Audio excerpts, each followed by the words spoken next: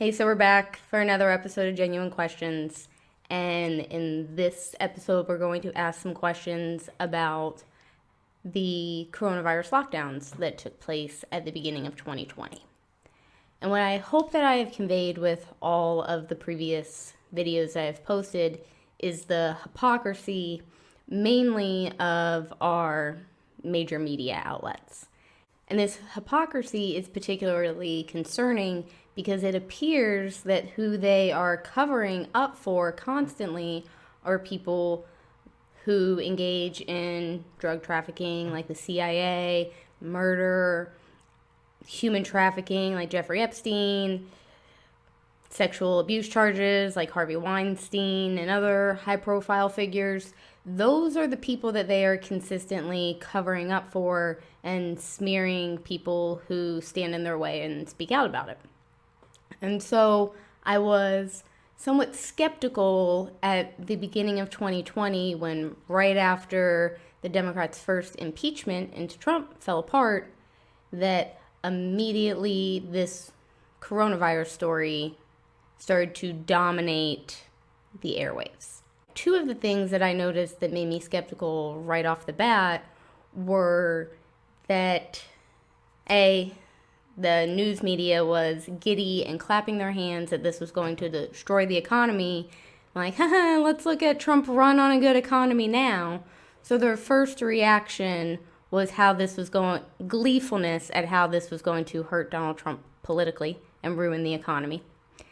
And they also didn't bother teaching anybody or having press conferences about contact time. We were all hoarding all the Clorox wipes, and if you read the back label on those Clorox wipes, the surface has to remain visibly wet for 10 minutes in order for you to properly disinfect whatever you're trying to clean. And not a single scientist, politician, doctor came out and explained to people that if you're going to hoard these Clorox wipes, you better be using them properly and not just doing a cursory wipe down of everything. They didn't do that. Their first solution to coronavirus was, we have to do mail-in voting. And I just found that those initial first instinct comments before they had time to go in there and clean up what they were saying, those were very telling about what their actual motivations were. So in this video, we are going to look at some of that initial hypocrisy to explain the questions that I was asking at the time, and I'm still asking to this day. And until those questions get answered, I'm going to have a hard time believing at face value what we are being told by the media.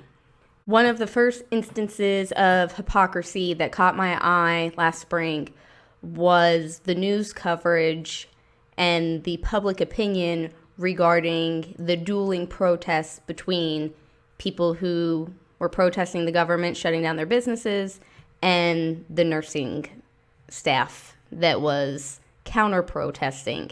What I found to be hypocritical about this was that the criticism regarding the lockdown protesters was that they were outside protesting during a pandemic, that they were not staying home, potentially spreading the virus. But there was nothing but praise for the counter-protesters who were the nurses that were outside doing the exact same thing. They were also not staying home on their days off and outside protesting during a pandemic. This photo of an ICU nurse not backing down despite what was being said to her during a rally at the state capitol. Nearly 1,000 people came out. They were urging Governor Ducey to reopen Arizona. Our Claudia Rupsich spoke with that nurse about why she was at the protest. Lauren Leander's on the front lines taking care of COVID-19 patients. Yesterday was her day off, and she went to that rally not knowing how much attention it would get. Just asking people to follow the stay-at-home rules. I feel proud because it's not just me. It's me and it's my doctors, and it's all the healthcare workers that would have been out there with me if we could have had time to rally a bigger group.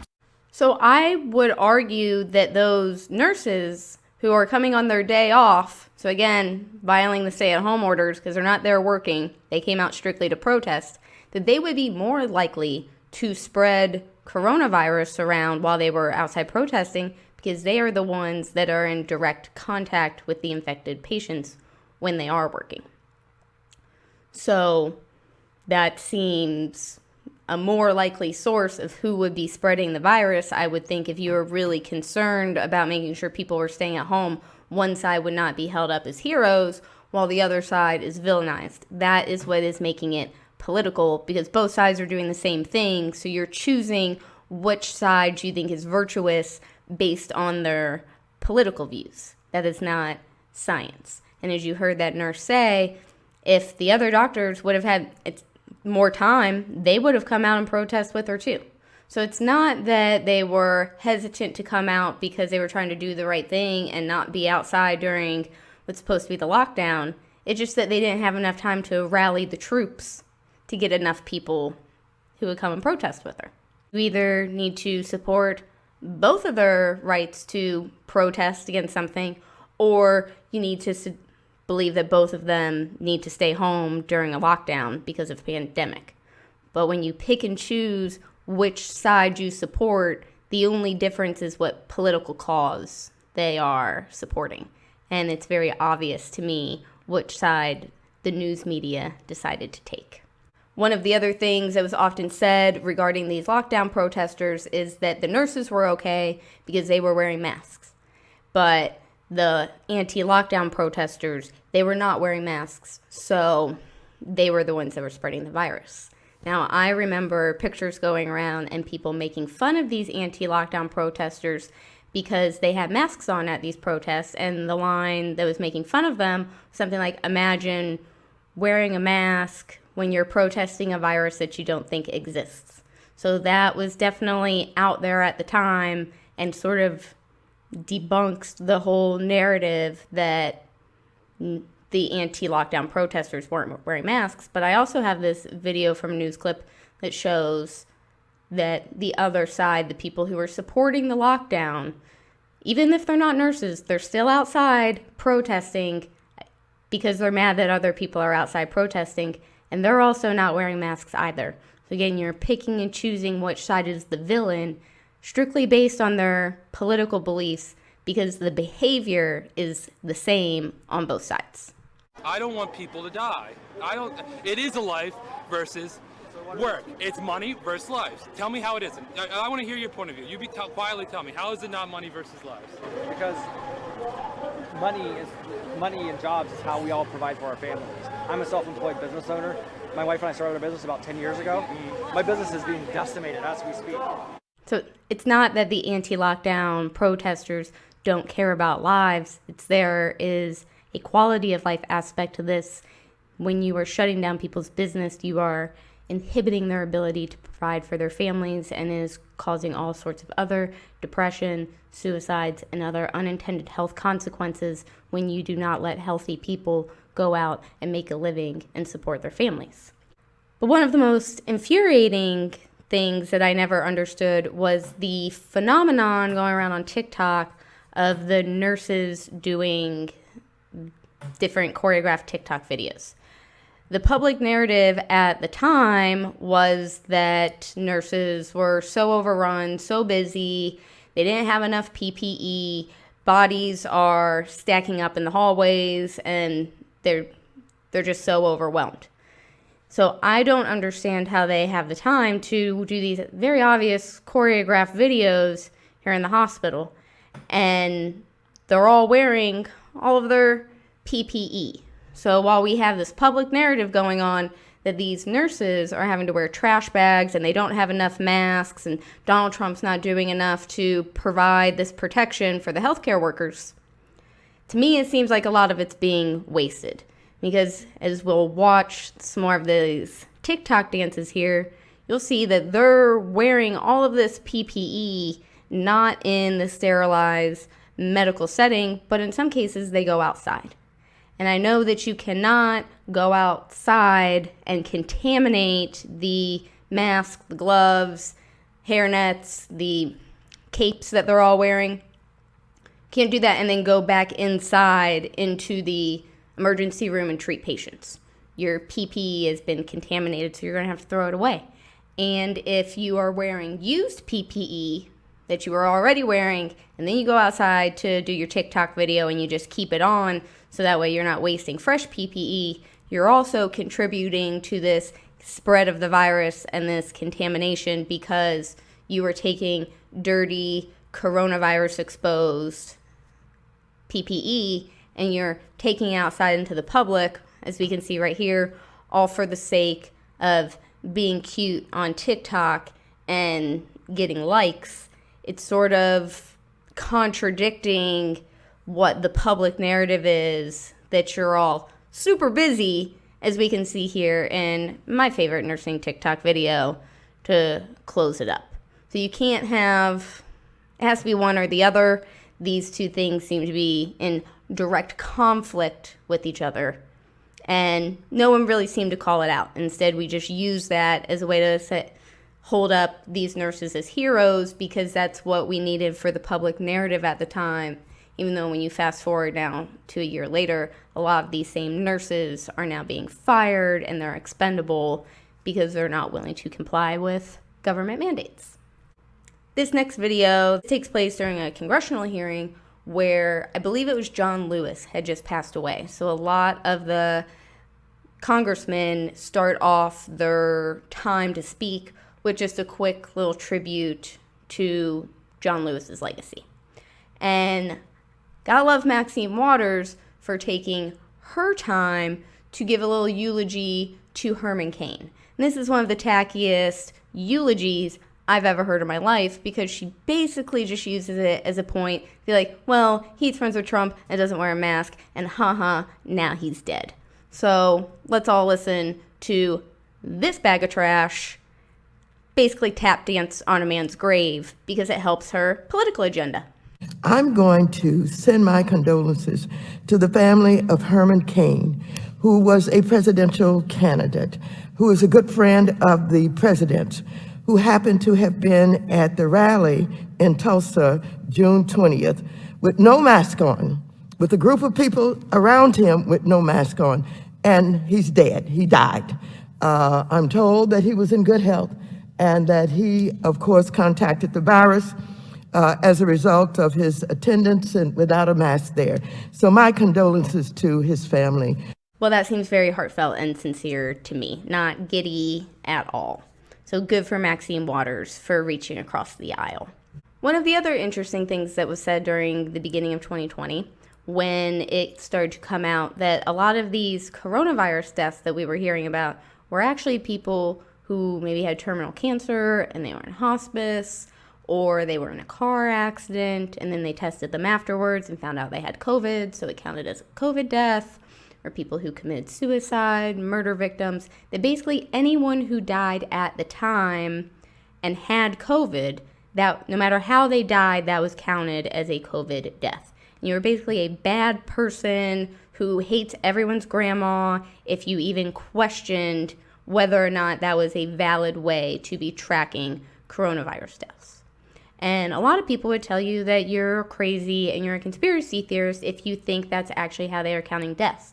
But I did not get that viewpoint from some conspiracy theory video on the internet. I found it from one of the official coronavirus press conferences that I'll show you right here, where the health director admits that's exactly how they count coronavirus deaths. Just want to be clear in terms of the definition of people dying of COVID. So the case definition is very simplistic. It means at the time of death, it was a COVID positive diagnosis. So that means that if you were in hospice and had already been given, a few weeks to live, and then you also were found to have COVID, that would be counted as a COVID death. It means that even if you died of a clear alternate cause, but you had COVID at the same time, it's still listed as a COVID death. So everyone who's listed as a COVID death doesn't mean that that was the cause of the death, but they had COVID at the time of death. I hope that's helpful. It's incredibly helpful. Thank you for clearing that up.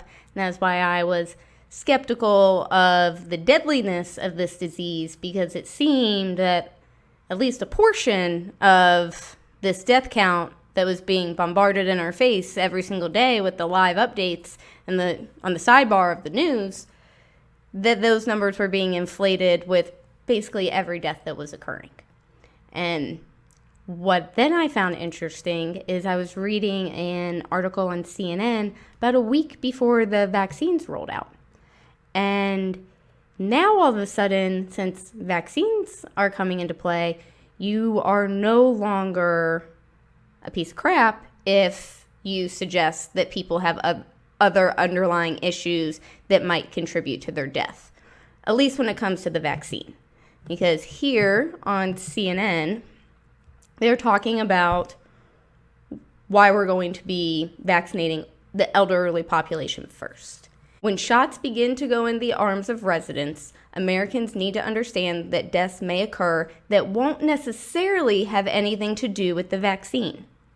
We would not be surprised to see, coincidentally, vaccinations happening and then having someone pass away a short time after they receive a vaccine.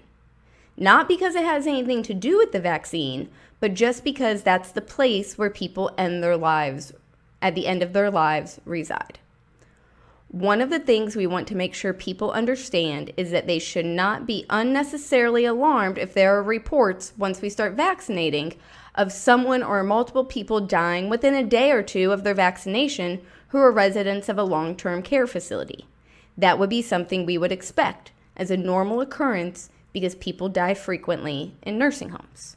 So one, I think it's weird that CNN is able to predict that people are going to start dying right after taking the vaccine before it happens. A week before the vaccine comes out, they're already somehow know that this is going to happen and are planting the seeds in the American public's mind on why when it does happen, don't be alarmed about it. It's totally normal. People in hospice, they typically die all the time. That's why they're in hospice. If you remember a year ago when people in hospice were dying of COVID and people weren't alarmed by that because, well, they were going to die anyways. That's why they were in hospice. You're a bad person. You're a bad person if you question why someone's dying of COVID. You're not a bad person if you question somebody dying after the vaccine. And that is, again, a stunning display of hypocrisy that I don't think a lot of people noticed. And to me, it is alarming when the news is not telling you what happened and reporting on the facts, but is making futuristic predictions of what's going to happen next and telling you why that is totally okay and normal when it does happen. Another thing that makes me skeptical is that if the politicians who have the inside knowledge of what's going on, if they are imposing rules on the public for our health and safety, and they're really good rules that are going to work, you would think those politicians would want to follow them themselves, protect their own families. Because some of these politicians were a part of a coronavirus task force briefing back in January, so 2 months before we locked down. And when those politicians left, instead of telling the public what was going on and what was about to happen, they immediately went out and dumped all their retail stocks and then purchased investments in work from home software. So they knew that the economy was going to shut down and that people were going to be forced to work from home 2 months before it happened. And instead of telling you what you need to do to get your finances straight and to protect your family and starting that lockdown as soon as possible so we can mitigate the spread quicker, they cared more about making sure their financial portfolios were legit. So they definitely care more about themselves than they care about the health or safety of any American citizen. So when they are not following the rules that they impose on the public, that's when you should start to question the necessity and the helpfulness of these rules they are putting in place, because they really care about themselves much more than they care about you. And one of the public narratives going on at the time was that these anti-lockdown protesters and people who were being resistant to what their leadership was telling them, it was that they got mocked for being concerned about losing their rights. Oh, my rights, my rights. Saying it's not about rights, it's just about a pandemic, 15 days to slow the spread, quit being selfish. Nobody's coming after your rights. But here's a clip of the governor of New Jersey on Tucker Carlson discussing how, yeah, we're not concerned about the Bill of Rights at all when we're imposing these orders. That's above this governor's pay grade, even though that is exactly what the governor of any state is supposed to be doing, is protecting the rights of the citizens.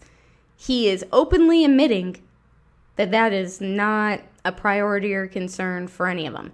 So I'm not going to mock people who are concerned about losing their rights when governors are openly laughing about the fact that the Bill of Rights has essentially been suspended. 15 congregants at a synagogue in New Jersey were arrested and charged for being in a synagogue together. Now, the Bill of Rights, as you well know, protects Americans' right, enshrines their right to practice their religion as they see fit and to congregate together, to assemble peacefully. By what authority did you nullify the Bill of Rights in issuing this order? That's above my pay grade, Tucker. So I wasn't thinking of the Bill of Rights when we did this. We went to first of all, we looked at the data and the science, and it says people have to stay away from each other.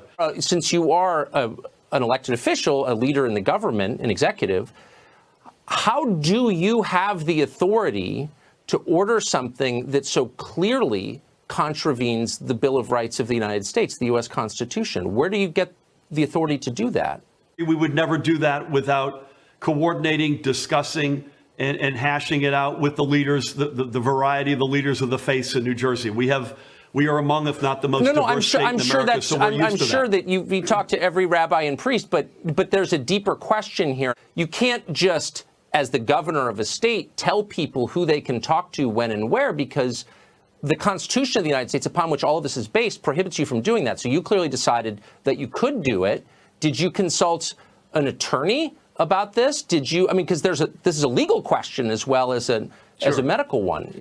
We're going to watch another video clip from that same interview on Tucker Carlson where he asked the same governor a few other questions about the legality and the science of these different lockdown orders and why some businesses, like liquor stores, they're safe to go into and we're not going to shut those down.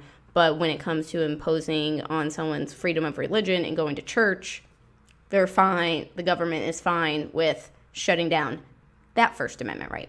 Liquor stores are deemed an essential service. Why, on the basis of what scientific evidence did you decide that? We relied on a whole lot of input, reasonable input from recovery coaches, addiction coaches, and they cautioned us if we were to shutter those stores down, we'd have unintended mental health and addiction prices to pay, unintended consequences.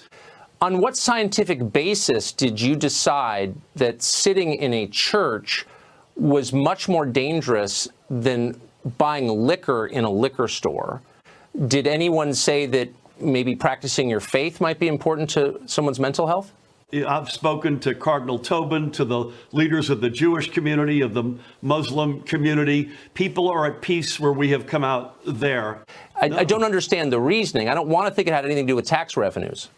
No, it does not have anything to do with tax revenues. So not only is the governor of New Jersey just taking the Bill of Rights and throwing it in the trash can for now, but many other governors and mayors across the country were also openly defying their own lockdown orders. One mayor in Texas imposed a $2,000 fine on businesses that were still running during the lockdown.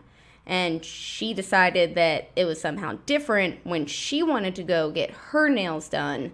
So she was allowed to go into the salon. They were allowed to open just for her, but nobody else who wanted to get their nails done. So in her defense for this, when someone took a picture of it and leaked it to the news that she was in there violating her own orders because rules for thee, not for me, she said that she was just getting a demonstration on how to take off her nails so she could do it at home. And again, no one else is allowed to go in and do a demonstration and pick up a little to-go bag, what to do at home, but that's also a bald-faced lie because in the picture, she's sitting there at the desk actually getting her fingernails soaked off. So it's not a demonstration so you can go do it at home because you're literally doing it right there. So now you're a hypocrite and also a liar and clearly think that your constituents are very dumb, that would be a lie that they would believe. So, incredibly insulting. The mayor of Denver told everyone at Thanksgiving that they shouldn't be traveling and that you should pass the potatoes, not COVID, so stay home as much as you can, avoid travel, host virtual gatherings instead of in-person dinners. But about 30 minutes after he sent this pass the potatoes, not the COVID tweet, he gets on an airplane and he flies to Mississippi, I believe, so he could have Thanksgiving dinner with his family. And as part of his public apology here, he says that he made his decision as a husband and a father, as though no other American citizen out there is a husband or a father that would want to travel to spend Thanksgiving with their family. It's okay that he defies his own restrictions because he's a husband and a father. But if you do it, then that's a problem. We also have the governor of Michigan, who she had several of these instances, but the one that Fox News is covering here is that she went to a bar and she was with a large group of people, about a dozen people, and they pushed the tables together in spite of the social distancing rules that no more than 6 people are supposed to be at a table together. She also had the instance where she shut down boats going into the water for Memorial Day weekend at some lake up there in Michigan, and then her husband called and wanted his boat to get put in the water and tried to name drop his wife's status as the governor of Michigan to see if that would change any of the rules, and that got leaked to the public as well, that he was trying to use his position as a family member of the governor to defy the governor's own restrictions. We've got Gavin Newsom in California, who was pictured having a dinner where nobody was wearing a mask and had about a dozen people at a table, again, in spite of the social distancing orders. And they were actually supposed to be eating outside, but some people that were at the restaurant reported that they actually had like temporary walls that they were able to put up and enclose their space to make their space quieter for their dinner. So essentially they created an inside, outside, and again, nobody else is allowed to have these caveats for their dinners and their business meetings, but if you are the person who is imposing these orders on everyone else, then you are allowed to do whatever you like. There's also the mayor of Chicago, who went to a hair salon and got her hair done in spite of shutting down salons for regular people to go to. And she insists that she was practicing what she was preaching because the woman who cut her hair wore a mask and gloves, but that woman's not allowed to cut anybody else's hair while wearing mask and gloves. So these exceptions and these caveats that you have carved out only apply to yourself because you want to get something done. And she says that she's the public face of the city, so that's why she needs to get this done. So this woman right here is the public face of Chicago, and it is so important that she gets that cleaned up so she can go on television because, as she says, she really cares about her personal hygiene. But if you really care about your personal hygiene or you have a public event that you would like to look nice for, doesn't matter. You're not allowed to do it. But because she cares about her hygiene, then the hairdressers are allowed to make exceptions and have certain rules that only apply to her getting done what she would like to have done. Speaking of hair salons, we famously have Nancy Pelosi defying her own lockdown orders, and she goes and gets her hair done. And the rules in California were that you had to be outside, you had to wear a mask, and you could only do dry haircuts. You were not allowed to use any water. So, don't know how that helps mitigate the spread of the virus, but Nancy Pelosi breaks all of those rules. She went in, she didn't have her mask on, she was indoors, and you'll see in the photo that her hair's wet. But in typical Pelosi fashion, gotta admire the gumption of this woman. She actually goes on television and demands that the people who cut her hair and invited her into the salon apologize to her because they set her up. I take responsibility for trusting the word of a neighborhood salon that I've been to over the years many times, and that when they said, well, we're able to accommodate people one person at a time, and that we can set up that time, I trusted that. As it turns out, it was a setup. So I take responsibility for falling for a setup. And that's all I'm going to say on that. I think that that this salon owes me an apology. To close out, we're going to talk about my favorite instance of this coronavirus hypocrisy that was going on last year, and it is Chris Cuomo on CNN. Shows how corrupt the media is and the lengths that they're willing to go to push these public narratives. And so Chris Cuomo, who's Andrew Cuomo, the governor of New York, his brother has a show on CNN, and he comes down with COVID. And instead of taking time off from work, he's going to quarantine in his basement and still do his show remotely. And several of these episodes, while he's down in the basement during his 14-day quarantine, he's, doing very dramatic chills and shaking and teeth chattering, and it's gross and sweaty. And it seems theatrical, because if you feel that bad, why would you just not take the night off? I think people would understand. But as this progresses, you'll see it's definitely theatrical, because in the middle of Chris Cuomo's supposed 2-week lockdown, he actually was at the Hamptons on that middle weekend getting into a fight with, as what he describes, was a fat tire biker. And he talks about this on a podcast. So this isn't a fake news or conspiracy theory. Chris Cuomo admits that in the middle of this quarantine, yeah, I was in the Hamptons fighting with this guy, fat tire biker. CNN still has the audacity to show this reunion of Chris Cuomo coming out of the basement after his 2-week quarantine and reuniting with his family. The same family that we all already know Chris Cuomo was with in the Hamptons the weekend before, beating up a fat tire biker. We are now still treated to this emotional reunion as though he's come out of the basement for the first time in 2 weeks. And if you watch that and that does not infuriate you and make you question whether or not your news source is telling you facts or theatrics, then I don't know what to tell you, because it makes it painfully obvious to me. I'm doing the show, as you know, in my basement in COVID containment. Is this the new normal? Is this how it's going to be? No. I can't always be in my basement. You can't always be in your house. We got to get back to work. I'm down in the basement. We're doing it super strict here. It's not easy. It is necessary. I know it's what a lot of us want to hear. Hell, I want to hear it, Governor. I'm sick of being in my basement. I want to get out. Man says he had a nasty encounter with CNN anchor Chris Cuomo over COVID-19 quarantine. The cyclist says it all started when he was out for a bike ride and noticed several people at this property that Chris Cuomo owns in the ritzy Hamptons. The cyclist says he stopped his bike about 100 feet away, and that's when he recognized the CNN anchor. I said, "You're supposed to be quarantining. What are you doing out? What are you doing with all these people?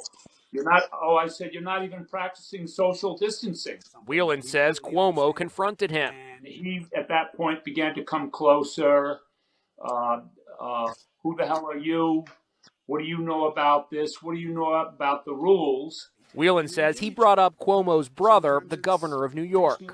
I did tell him, your brother is the coronavirus czar. Why aren't you following his rules? That didn't make him happy. He was coming closer and closer and very angry. He said, "You have not seen the last of me over this, and you will meet me again over this." The confrontation came to light when Cuomo, who is recovering from COVID-19, raged about it on his Sirius XM radio show. I don't like what I do professionally, I've decided.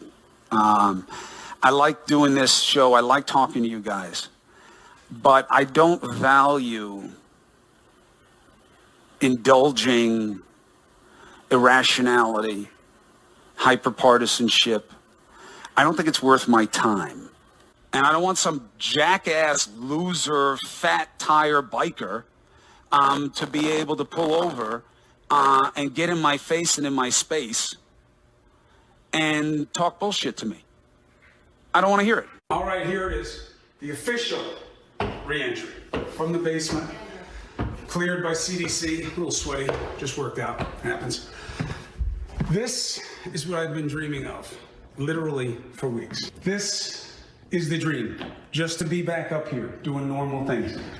I wanted to include that part of his comments on his podcast because those don't get reported a lot. Right before he talks about that flat tire biker, he acknowledges that his role at CNN is exactly what I think his role at CNN is, which is not to report the news or the facts, but to engage in partisanship and get people riled up for political purposes.